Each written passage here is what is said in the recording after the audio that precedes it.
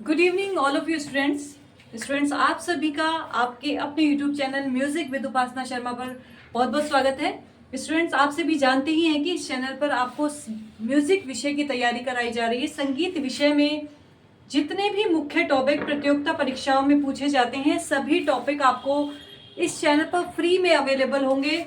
इसके साथ साथ लाइव क्लासेस भी होंगी जिसमें हम आपको प्रैक्टिस कराएंगे उन सभी टॉपिक्स में जो मुख्य क्वेश्चंस बनते हैं। तो लगातार हम आपको संगीत प्रतियोगिता परीक्षाओं की तैयारी करा रहे हैं। तो जो भी स्टूडेंट संगीत की बिल्कुल फ्री तैयारी करना चाहता है हमारे चैनल को विजिट जरूर करिएगा और सब्सक्राइब भी करिएगा। तो आज हम टॉपिक लेकर आए हैं क्लास 45 आज हम कर रहे हैं, जिसमें हम करेंगे ताल के 10 प्राण। बच्चों ताल के 10 प्राण तो हर कोई बता देगा, लेकिन इनको पूरा डिफाइन करना, इन प्राणों के भी जो प्रकार होते हैं अलग अलग, उनको डिफाइन करना अलग बात होती है। और इसमें से क्वेश्चंस कैसे कैसे बनते हैं वो सब इस वीडियो में हम बताने वाले हैं। तो बने रहिएगा वीडियो में। स्टार्ट करते हैं आज की लाइव क्लास, ताल के 10 प्राण। ठीक है, सबसे पहले बच्चों यही जान लेते हैं कि ताल के 10 प्राण कौन कौन से हैं। तो फर्स्ट जो ताल के 10 प्राण क्रम से हम जान लेते हैं, काल। क्या है फर्स्ट? काल। लिखते जाइए, आप सभी नोट्स बना लीजिए। सेकंड है आपका मार्ग। थर्ड है क्रिया। 4 है अंग। 5 है ग्रह। 6 है जाति। बच्चों ये आपको क्रम से भी याद होनी चाहिए। 7 है कला। 8 है प्रस्तार। 9 है लय और 10 है बच्चों यति। ठीक है, तो सबसे पहले तो यही जानना जरूरी है कि ताल के 10 प्राण कौन कौन से हैं। जैसे कि राग के 10 लक्षण होते हैं, जाति के 10 लक्षण होते हैं, वो सब हम आपको करा चुके हैं पहली वीडियो में। इसी के साथ साथ ताल के 10 प्राण कौन कौन से, ताल किन पर निर्भर करती है, तो ये 10 चीजें हैं, इनको जानना जरूरी है। अब इनके विषय में जान लेते हैं। इनकी छोटी छोटी डेफिनेशन कई बार एग्जाम में पूछी जाती है, अधिकतर पूछी जाती है। बहुत इंपॉर्टेंट टॉपिक है, आपको जरूर करना चाहिए, जरूर एग्जाम में आएगा। तो सबसे पहले हम बात करते हैं काल के विषय में। किसके विषय में बात कर रहे हैं? काल के विषय में।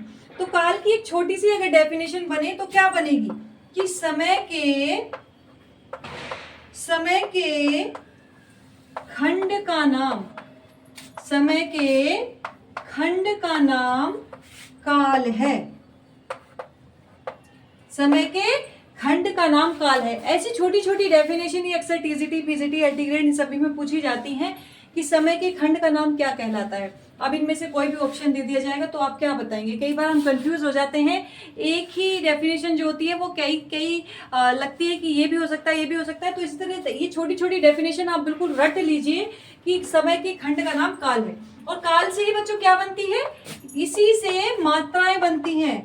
इसी से जो मात्रा होती है, या मान लीजिए ताल, इसी से बनती है। काल से ही, जब काल ही नहीं होगा, उस ताल का मात्रा ही नहीं होगी, काल नहीं होगा, समय नहीं गिना जाएगा, तो वो किस बात की ताल है? तो सबसे फर्स्ट ऑप्शन यही, सबसे पहला प्रकार यही है ताल के 10 प्राण का, कि इसका काल जरूर होना चाहिए। उस समय के अनुसार ही हम कोई भी ताल में दुगुन करते हैं, लयकारी करते हैं, अलग अलग लयकारी करते हैं, आल्ड करते हैं, आड़ करते हैं, क्वाड करते हैं, दुगुन तिगुन चौगुन, सब काल के हिसाब से ही करते हैं, समय के हिसाब से ही करते हैं। अगर समय ना हो तो ताल बनेगी नहीं। तो फर्स्ट आपका क्लियर हो गया, काल।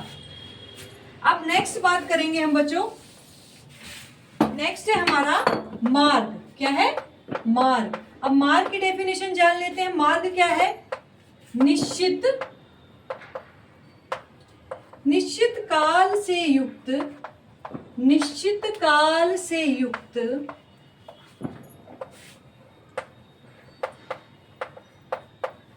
कलाओं के समूह को मार्ग कहते हैं। बच्चों ये बिल्कुल अच्छे से याद कर लीजिए, कई बार एग्जाम में आया है कि निश्चित काल से युक्त कलाओं के समूह को क्या कहते हैं? तो इसको क्या कहते हैं? मार्ग कहते हैं। ठीक है, इसको मार्ग कहते हैं। और मार्ग के 4 प्रकार हैं, ध्रुव, चतुरा, दक्षिणा और वृत्तिका। कई बार ये भी पूछा जाता है कि चतुरा क्या है या दक्षिणा क्या है या वृत्तिका क्या है। इस तरह के क्वेश्चन हम टॉपिक तो आपको इस तरह से रिकॉर्डेड क्लास में दे रहे हैं, लेकिन इस तरह के क्वेश्चन जो बनते हैं उनको हम लाइव क्लास में करा रहे हैं बच्चों, रोजाना। अभी जो समय चल रहा है लाइव क्लास का 8 बजे चल रहा है, लेकिन अगर आप चैनल को सब्सक्राइब करेंगे अपकमिंग नोटिफिकेशन आपको मिल जाएगा, बेल आइकन प्रेस करेंगे तो। ठीक है स्टूडेंट्स, तो इसके बाद हम बात करते हैं, अब ये हो गया है हमारा मार्क के बाद बात करते हैं क्रिया। किसकी बात करेंगे? क्रिया।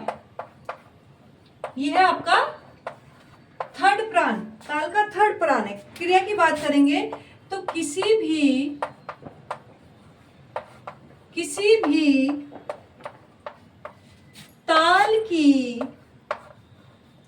भी ताल की मात्रा को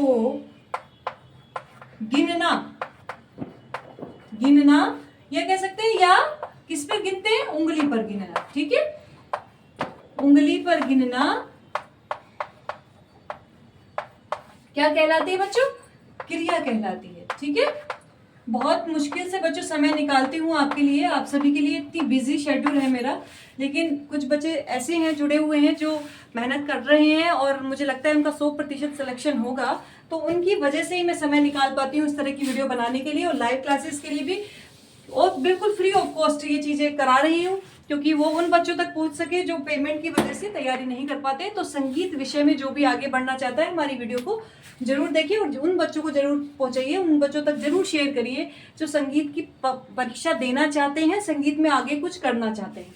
तो क्रिया, किसी भी ताल की मात्राओं को उंगली पर गिनना। अगर इस तरह की कोई डेफिनेशन पूछी जाए, किसी भी ताल की मात्राओं को उंगली पर गिनना क्या कहलाता है? क्रिया कहलाती है, काल कहलाता है, मार्ग कहलाता है। तो आपको सीधा सीधा बता देना है, क्रिया कहलाती है। अब इसके साथ साथ हमें ये भी जान लेना है कि क्रिया के कितने प्रकार होते हैं। तो बच्चों, क्रिया के 2 प्रकार होते हैं। ठीक है, जो पुराने स्टूडेंट्स हैं वो सब ये चीजें जानते हैं, लाइव क्लास में बहुत सारी चीजें कराती हैं, लेकिन जो नए हैं वो जान लीजिए। क्रिया के 2 प्रकार कहलाते हैं। फर्स्ट है आपकी सशब्द क्रिया। ठीक है, फर्स्ट है आपकी सशब्द क्रिया और दूसरी है आपकी निशब्द क्रिया। ठीक है, सशब्द यानी कि जो आवाज देकर, यानी कि ताली देकर क्रिया हाथ पर करें, उंगली पर गिरे ताल को ताली देकर, तो वो सशब्द क्रिया के अंतर्गत आती है। निशब्द क्रिया यानी कि बिना आवाज करे हम जो खाली क्रिया दिखाते हैं वो निशब्द क्रिया के अंतर्गत आती है। अब ये मैंने बहुत सारी चीजें आपको लाइव क्लासेस में कराई है कि पंडित शारंगदेव जी ने सशब्द क्रिया को क्या क्या कहा है या निशब्द क्रिया को क्या कहा है। हम रोज आपको इंपॉर्टेंट क्वेश्चन सीरीज करा रहे हैं, आप हमारी लाइव क्लासेस जरूर देखिएगा। ठीक है, तो सशब्द क्रिया, निशब्द क्रिया 2 प्रकार की क्रियाएं हैं। नेक्स्ट बात करते हैं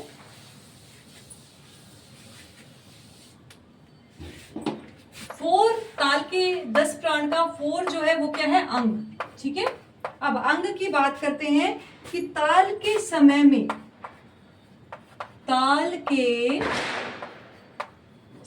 में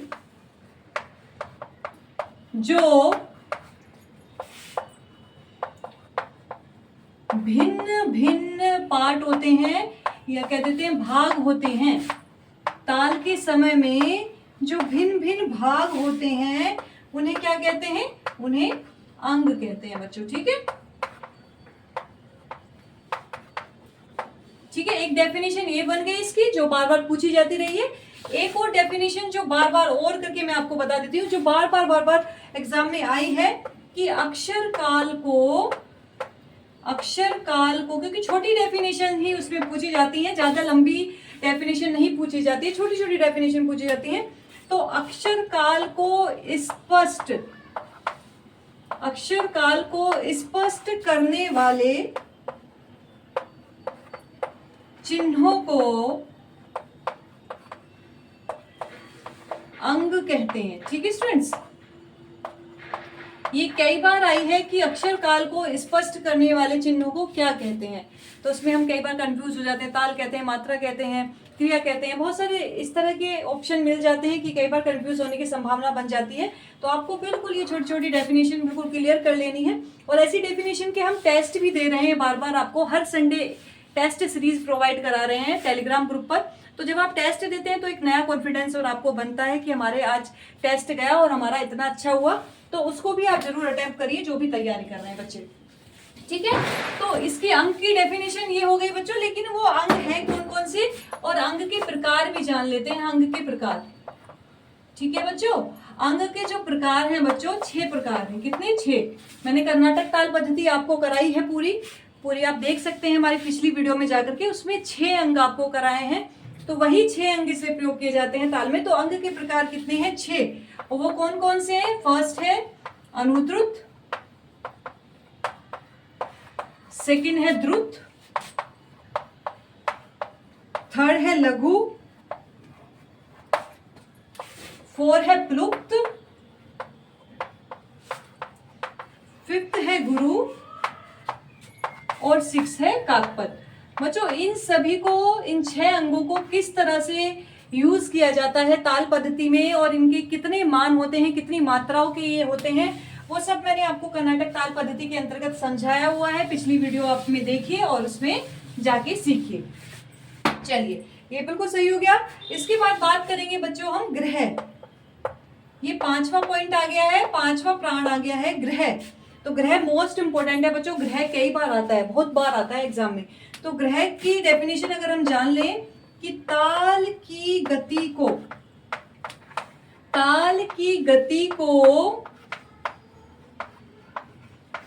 किस स्थान से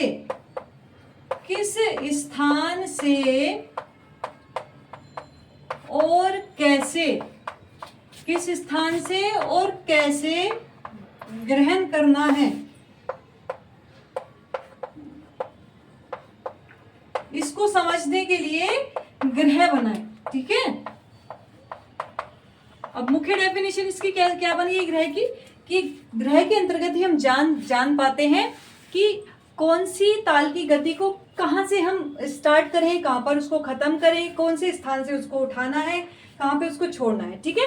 तो ग्रह की मुख्य, इसको समझने के लिए हमें क्या करना पड़ता है, ताल की गति को समझने के लिए ग्रह का हमें जानना आवश्यक होता है।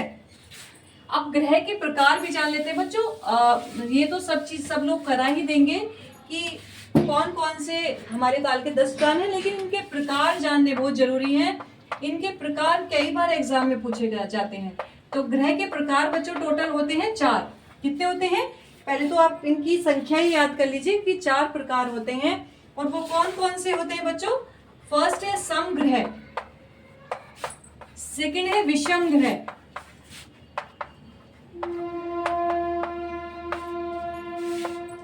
थर्ड है आपका अतीत ग्रह, 4 है आपका अनागत ग्रह, ठीक है बच्चों। और वीडियो बहुत ज्यादा पॉइंट वाइज आपको चीजें मिलेंगी, बहुत ज्यादा वीडियो लंबी नहीं मिलेगी। बिल्कुल टॉपिक बिल्कुल पॉइंट वाइज कराया जाएगा जो एग्जाम ओरिएंटेड होता है, क्योंकि ना तो मेरे पास ज्यादा समय है और आपके पास भी एग्जाम आने वाले हैं, ज्यादा समय नहीं है। तो जल्दी से आप सभी ये सब चीजें कवर कर लेंगे तो आपका 100% सिलेक्शन बच्चों होगा। तो 4 प्रकार के ये ग्रह हैं। सबसे पहले हम बात कर लेते हैं समग्रह के बारे में। समग्रह भी कई बार पूछा गया है, इन ग्रहों में से तो क्वेश्चन बनता ही है बच्चों। तो समग्रह की डेफिनेशन अगर हम जाने, जब गीत और ताल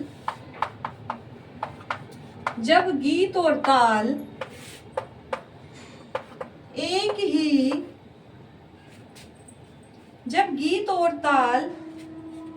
ही जगह से,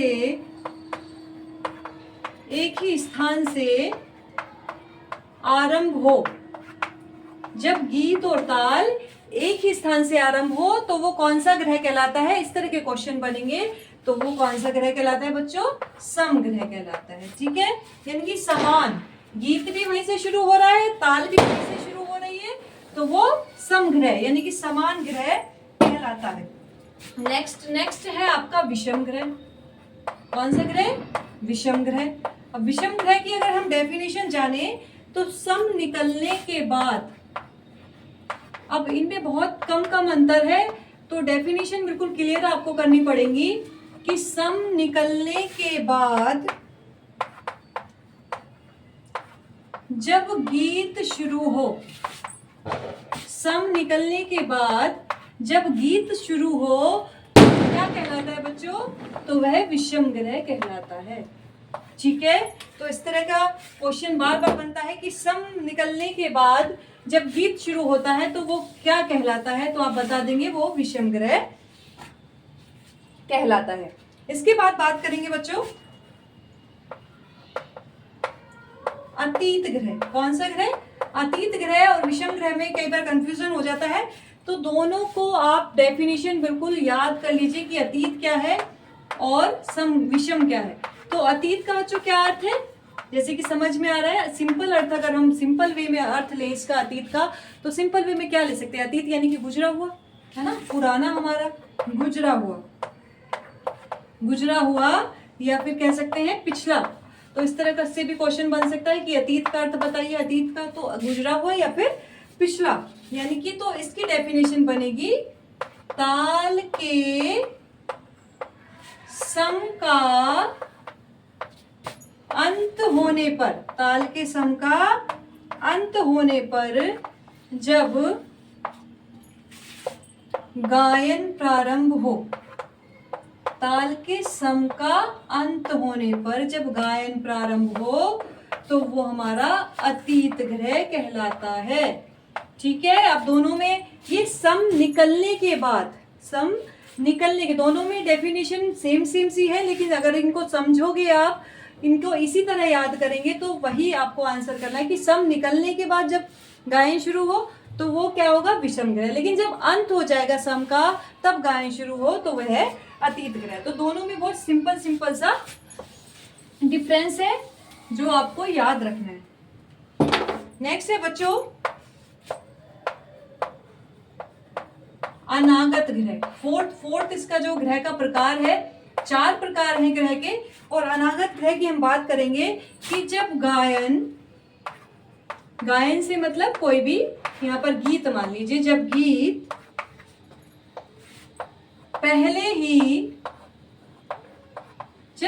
पहले ही आरंभ हो जाए, जब गीत पहले ही आरंभ हो जाए और उसके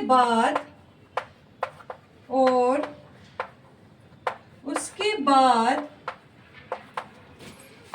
पीछे से ताल शुरू हो। ठीक है, तो वह कौन सा ग्रह कहलाता है बच्चों? वह अनागत ग्रह कहलाता है। भाई हमने गायन पहले शुरू कर दिया और जो ताल बज रही है वो बाद में बजेगी, तो वो हमारा अनागत ग्रह कहलाएगा। कौन सा ग्रह कहलाएगा बच्चों? अनागत ग्रह। तो ये हमारे ग्रह के प्रकार हो गए बच्चों, अनागत ग्रह कहलाएगा। अब हम 6 नंबर पे आ जाते हैं, ताल के 10 प्राण के 6 नंबर पे आ जाते हैं, और 6 नंबर है बच्चों जाति। ठीक है, तो ताल में बच्चों 5 जातियां मानी गई हैं। तो कई बार ये पूछा जाता है कि ताल के 10 प्राण में जो जातियां हैं वो कितनी है? ताल में 5 जातियां हैं जो निम्न प्रकार हैं। कौन कौन सी? वही जातियां जो मैंने आपको कर्नाटक ताल पद्धति में समझा चुकी हूं कि किस तरह से इनका चतुरस जाति किस तरह से इनका प्रयोग किया जाता है, तो वही ताल में किस तरह से प्रयोग किया जाता है और कब ये बदल जाती है, लघु की मात्राएं कब बदल जाती हैं, वो सब समझा चुकी हूं, आप उसको कर लीजिए। चतुरस जाति, मिश्र जाति, खंड जाति, तिस्र जाति, ठीक है, और लास्ट आपकी बच्चों संकीर्ण जाति। ठीक है, और ये सभी आप जानते हैं कि कितनी मात्राओं की होती हैं। लघु की मात्राएं जातियों के अनुसार बदल जाती हैं। तो लघु की मात्राएं चतुर्थ जाति में 4 हो जाती हैं, मिश्र में 7 हो जाती हैं, खंड में 5, तिस्र में 3, संकीर्ण में 9। ये पूरा हमने कर्नाटक ताल पद्धति में समझाया हुआ है। आप कर्नाटक ताल पद्धति वाला पूरा टॉपिक देख लीजिए, उसमें आपको बिल्कुल चीजें स्पष्ट हो जाएंगी। ठीक है बच्चों, चलिए अब हम बात करते हैं बच्चों कला के विषय में बात करते हैं। नेक्स्ट हमारा ताल का जो 10 प्राण के अंतर्गत आता है वो आता है 7 कला। ठीक है, ये कला भी कई बार पूछा गया है बच्चों। ताल के 10 प्राण तो वेरी इंपॉर्टेंट हैं हर एग्जाम, चाहे आप एस्टेट दे रहे हो बीपीएससी दे रहे हो, सभी में ये पूछा जाएगा। तो आप सभी के लिए इसको तैयार करिए कि अक्षर काल का सूक्ष्म विभाजन,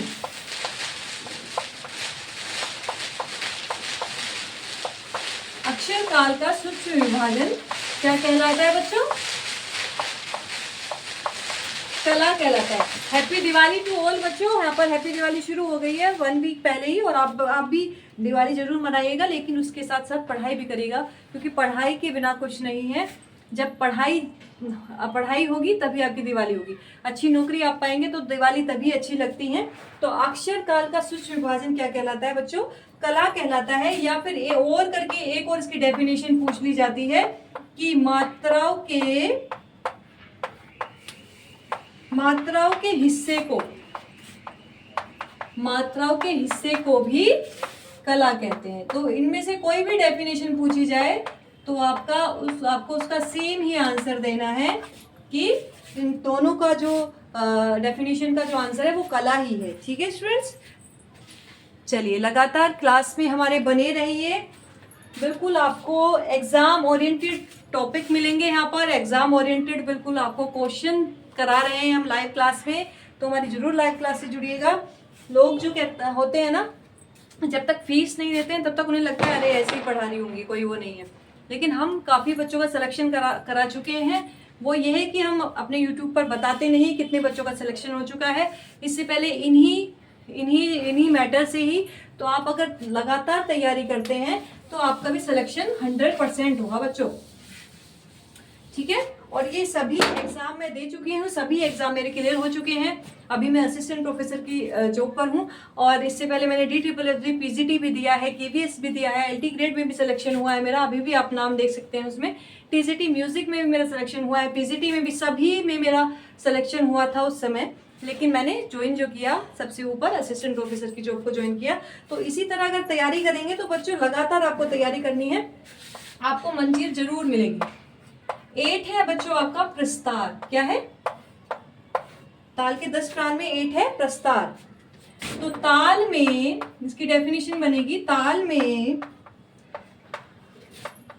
भिन्न भिन्न रूपों में की जाने वाली अंग कल्पना को प्रस्तार कहते हैं।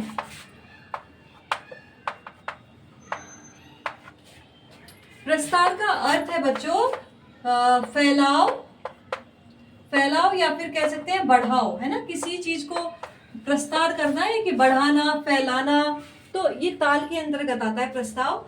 और अगर हम 7 स्वरों का प्रस्तार करें तो 5040 ताने बन जाती हैं। तो किसी भी चीज का हम प्रस्तार करते हैं तो वो बड़ी होती है, फैलती ही है। तो ताल में भी इसी तरह से प्रस्तार का मुख्य महत्व है। अब है 9 है आपकी लय तो सभी जानते होंगे, लेकिन लय का पूरा हम डेफिनेशन दे चुके हैं, पूरी लय को बता चुके हैं। और लय सभी जानते ही हैं कि लय क्या है? समय की समान गति का जो वो कहलाता है, लय कहलाता है। समय की समान गति लय कहलाती है। समय के अनुसार ही लय चलती है। तो लय कितने प्रकार की होती है? लय के जो प्रकार होते हैं बच्चों वो भी 3 होते हैं, आप सभी को पता है। विलंबित लय, मध्य लय और द्रुत लय, तीनों लय को आप लिख लीजिए। अब वेरी इंपॉर्टेंट ताल का 10 प्राण मैं बता रही हूँ, जिसमें से एग्जाम में, नेट में, कोई भी एग्जाम हो, सभी में इसमें से क्वेश्चन जरूर बनता है। बहुत इंपॉर्टेंट ये ताल का 10 प्राण है, और ये है यति। ठीक है, क्या है यति? तो सबसे पहले यति की डेफिनेशन कि लय के चाल क्रम को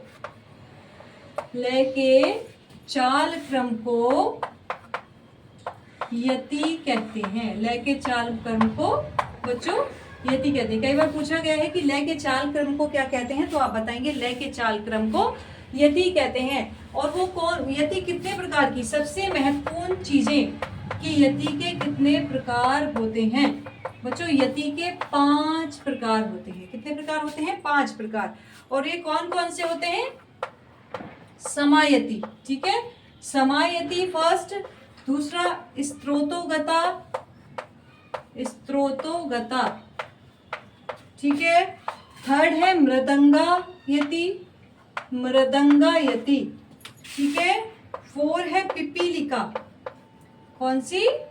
पिपीलिकायति, ठीक है। और 5 है आपकी गोपुच्छा, गोपुच्छायति, ठीक है। तो लय के चाल क्रम इन यति के द्वारा पता पड़ते हैं। अब इन यति के बारे में भी जान लेते हैं। इन 5 यति के विषय में भी कई बार पूछा जाता है कि इन यति कौन कौन सी लय इनमें चलती है।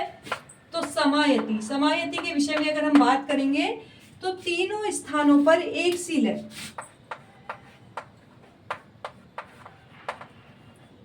इसमें तीनों स्थानों पर एक सी लय का होना समायति कहलाता है, ठीक है। तो कई बार पूछा जाता है कि तीनों स्थानों पर जब एक जैसी लय हो तो वो कौन सी यति कहलाती है, तो आप उसको बता देंगे कि समायति कहलाती है, ठीक है बच्चों। अब इसके बाद बात करेंगे हम स्त्रोतोगता। क्या क्या बात करेंगे? स्त्रोतोगता, स्त्रोतोगता यति। स्त्रोतोगता यति में क्या होता है बच्चों? आरंभ में इस यति में विलंबित लय चलती है। आरंभ में विलंबित लय, बीच में मध्य लय और अंत में द्रुत लय हो जाती है। जिसमें अंत में द्रुत लय हो जाती है वो कौन सी कहलाती है? स्त्रोतोगता यति, ठीक है। ये लय आपको याद रखनी है, स्टार्टिंग में कौन सी, मध्य में कौन सी, और 5 यति में यही आपको बताना है। थर्ड है मृदंगा, थर्ड है मृदंगा यति। अब मृदंगा यति में आरंभ और अंत में, आरंभ और अंत में कौन सी लय रहती है? द्रुत लय रहती है। आरंभ और अंत में द्रुत लय रहती है, लेकिन बीच में कौन सी लय रहती है? बीच में मध्य लय। तो आपको मृदंगा यति भी पता चल गया। अब हम बात करेंगे बच्चों 4th यति के बारे में। 4th यति है पिपीलिका। कौन सी? पिपीलिका यति। 4th यति है पिपीलिका यति। आरंभ और अंत में, आरंभ और अंत में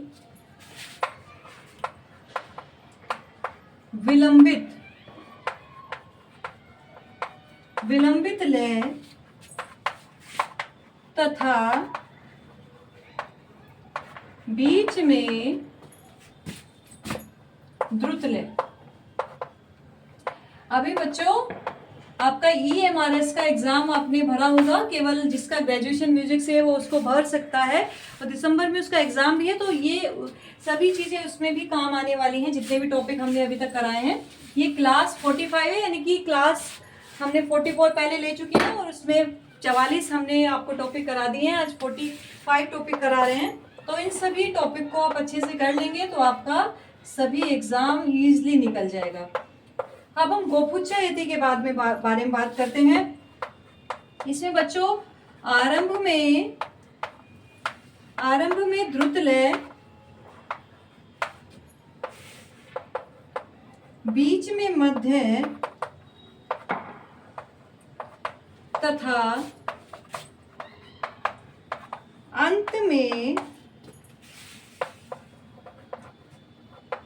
विलंबित लय, अंत में विलंबित लय रहती है, तो वो हमारी गोपुच्छा यति कहलाती है। तो बच्चों ये है हमारे ताल के 10 प्राण। उन 10 प्राणों की आपने डेफिनेशन जानी, उनके प्रकार जाने, प्रकारों के विषय में भी जाना। तो इनमें से क्वेश्चन काफी बनते हैं। सबसे पहले आपको पता ही होना चाहिए कि ताल के कितने प्राण हैं, 10 प्राण हैं, कौन कौन से हैं, उनके कितने कितने प्रकार हैं, उनकी डेफिनेशन क्या बनती हैं। इस तरह के क्वेश्चन जरूर एग्जाम में लगते हैं बच्चों। अगर आप भी इसी तरह के और ज्यादा टॉपिक जानना चाहते हैं, इनसे संबंधित क्वेश्चन जानना चाहते हैं, तो हमारी लाइव क्लास को भी ज्वाइन करिए रिकॉर्डेड के साथ साथ, और टेस्ट सीरीज को भी अटेम्प्ट करिए। ज्यादा से ज्यादा बच्चों को ये शेयर करिए। Thank you so much. कल मिलते हैं फिर लाइव कक्षा में। Thank you.